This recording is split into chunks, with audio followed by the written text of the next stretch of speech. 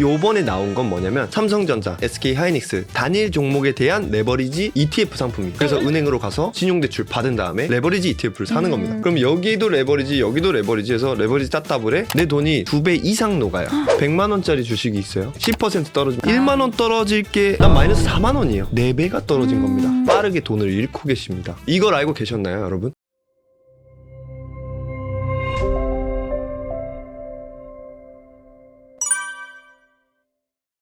네, 오늘도 꾸테크님과 함께 트렌드 투자법을 배우러 온 율필입니다. 반갑습니다, 꾸테크님. 반갑습니다. 안녕하세요, 구독자님. 꾸테크입니다. 오늘은 삼전닉스, 삼성전자와 하이닉스 관련된 얘기를 좀 해보려고 하는데요. 삼전닉스 레버리지가 이제 좀 상장한 지 얼마 안 됐죠? 이제 한 맞아요. 일주일, 열흘 정도 됐나요? 네, 그 정도밖에 안 됐는데 이게 과열이 너무 심해가지고 참 걱정입니다. 제가 이제 뉴스만 봐도 요즘 이제 어쨌든 삼성전자랑 SK하이닉스가 너무 기업의 주가 움직임이 좋다 보니까 레버리지가 나오고 나서는 사람들이 더 많이 그쪽으로 또 투자를 하고 계시다고 들었어요. 저는 조금 무서워서 사실 투자는 하지 않았는데 꾸테크님은 투자하셨나요? 어떤가요?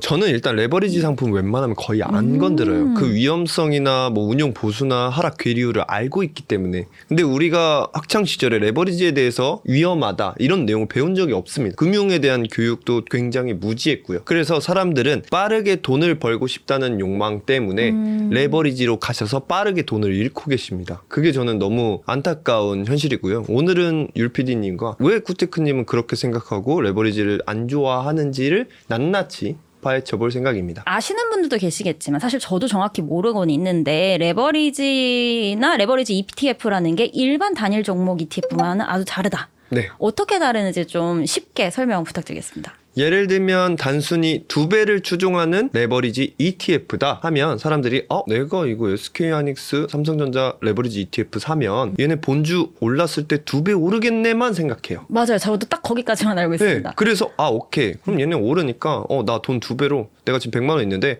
200만 원 투자한 꼴이고 오케이 이거다 하면서 멋지게 들어갑니다. 그것만 보고. 그리고 물리거나 장기 투자를 하면서 점점 계좌가 녹는 현상을 많이 느끼셨을 텐데요. 왜 녹냐면 이 레버리지 ETF 같은 경우에는 내가 그냥 거래할 때 내는 돈만 내는 게 아니라 ETF를 누가 운용하죠? 자산운용사? 맞아요. 그러다 보니까 자산운용사가 그냥 운용할까요? 당연히 운용 보수도 가져가고요. 그리고 그 운용했을 때 나오는 일정의 뭐 수익금, 배당금 같은 느낌인데 분배금마저도 어느 정도 세금도 떼갑니다. 이런 내용들을 여러분이 알고 계셨어야 되고 레버리지에서 가장 무서운 점은 하락할 때입니다. 반대일 때요? 반대일 때. 내 돈이 2배만큼 녹는 게 아니라 2배 이상 녹아요.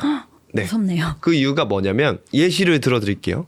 일단 본주라고 치면 100만 원짜리 주식이 있어요. 110만 원이 됐다면 몇 퍼센트 오른 거죠? 10%죠. 근데 레버리지 ETF는 20%가 올라서 120이 됩니다. 네. 그건 맞아요. 거기까지는 떨어졌다고 해볼게요. 100만 원짜리 주식이 10% 떨어지면 얼마죠? 90만 원? 근데 100만 원짜리 주식이 레버리지 2배니까 20% 떨어지면 얼마죠? 80만 원. 맞아요. 선생님 저는 그 정도는 알고 있어요. 근데 회복할 때가 문제예요.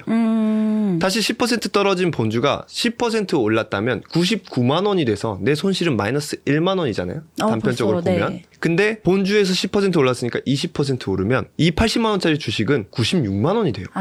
그러네요. 난 마이너스 4만 원이에요. 원금이 80만 원까지 내려간 거니까. 1만 원 떨어질 게 4배가 떨어진 겁니다. 배율로만 쳐도. 이걸 알고 계셨나요, 여러분? 그러면 어쨌든 이제 레버리지 ETF라는 게 투자를 하기 위해서 만들어 놓은 상품인 건데. 네, 이래도 하고 싶으신 한국인의 매운맛이 속안에 자리하신다면, 도파민이 있으시다면, 선생님 저는 그래요. 리스크는 알겠으니까 그건 내가 감수할 테니까 투자해야 될 타이밍이 언제쯤인지 알려주시면 좋겠습니다. 이런 질문인 거죠? 네, 맞습니다. 네, 그 타이밍을 그래도 제가 공부한 내용으로 알려드린다면 일단 레버리지 ETF는 상승하면 매우 매우 좋아요.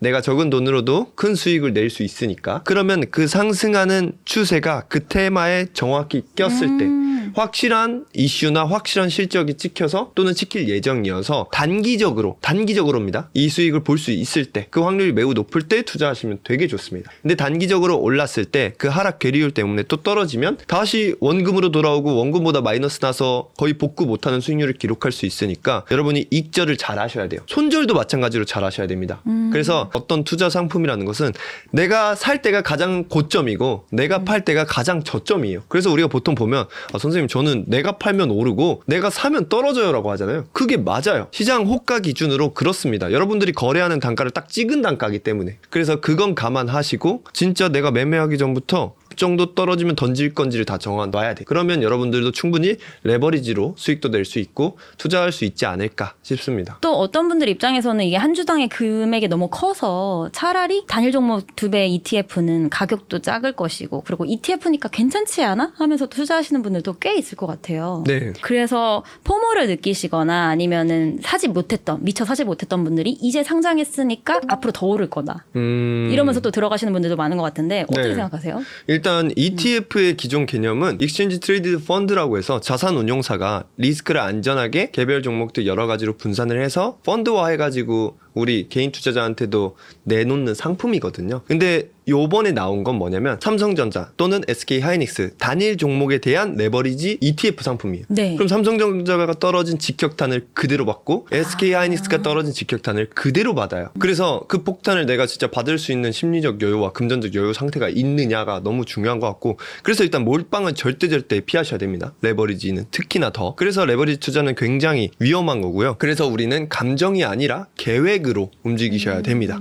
구테크 채널 참고해서 그 계획도 다 알려드렸었죠. 저도 이제 아직은 레버리지를 구매해본 적이 없었는데 최근에 조금 알아보다 보니 네. 레버리지 상품에 투자를 하려면 어떤 교육을 이수를 해야 되더라고요. 혹은 네. 뭐 통장에 얼마 이상의 현금이 있어야 된다. 네. 이런 것만 봐도 사실은 좀 뭔가 되게 리스크가 있어 보이는데 네, 맞아요.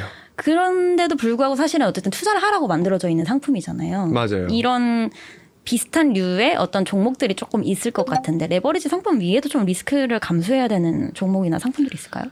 일단 레버리지만큼 또 위험한 게 이제 내가 빚내서 투자하는 거. 그러니까 투자 실력이 내가 많지도 않지 고수도 아닌데 빚내서 내가 과도한 욕심 때문에 이자까지 짊어지면서 투자한다는 거. 그러니까 어떻게 하면 가장 위험하냐면요. 내가 삼성전자 SK하이닉스가 너무 좋아 보여. 많이 올랐어. 난 더 이상 포모 느끼지 않고 싶어. 그래서 은행으로 가서 신용대출 받은 다음에 그 신용대출 받은 금액으로 레버리지 ETF를 사는 겁니다. 그럼 여기도 레버리지 여기도 레버리지 해서 레버리지 따따블에 만약에 그걸 하락한다면 진짜 집까지 팔아야 될 수도 있고 정말 심한 사람들은 안 좋은 생각을 하기도 하고 정말 그러면 안 되겠죠. 우리가 돈을 버는 이유를 먼저 생각해야 됩니다. 내가 행복하고 안정하게 살려고 다들 돈을 벌고 투자를 하는 거잖아요. 그럼 이 투자라는 개념 자체를 안전하고 내가 오래 할 수 있게 해야 되는 게 첫 번째입니다. 그래서 레버리지나 뭐 신용을 하거나 이런 것도 잘한다면 물론 너무 좋은데 하더라도 내가 적당량의 비중을 덜어서 하는 겁니다. 감당할 수 있는 정도로만. 내가 이래서 이 정도는 뭐 1년 정도 더 일하면 내가 괜찮아. 이런 정도만. 알겠죠?